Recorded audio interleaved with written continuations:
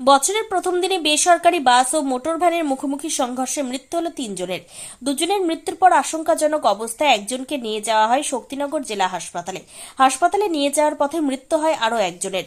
এমনই মর্মান্তিক ঘটনাটি ঘটেছে কৃষ্ণনগর মাঝদিয়া রুটের ভীমপুর থানার কুলগাছি এলাকায়। ঘটনার খবর পেয়ে ঘটনাস্থলে যায় ভীমপুর থানার পুলিশ।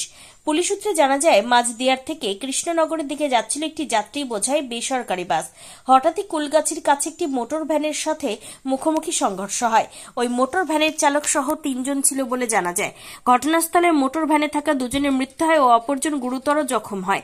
তাদের উদ্ধার করে নিয়ে যাওয়া হয় শক্তিনগর হাসপাতালে। মৃত্যু হয় তার। এই ঘটনাকে কেন্দ্র করে এলাকায় ব্যাপক চাঞ্চল্য সৃষ্টি হয়।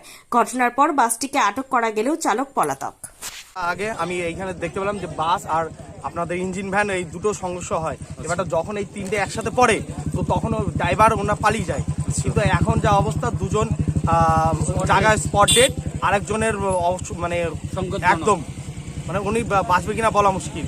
ঠিক আছে, তা এখন ওনাদের যে আইডেন্টি কার্ড একজনে পাওয়া গেল মাঝদিয়ার ওইদিকে যত সম্ভব বাড়ি, আর এখন তো খোঁজ খবর হয়নি যে কোথায় বাড়ি।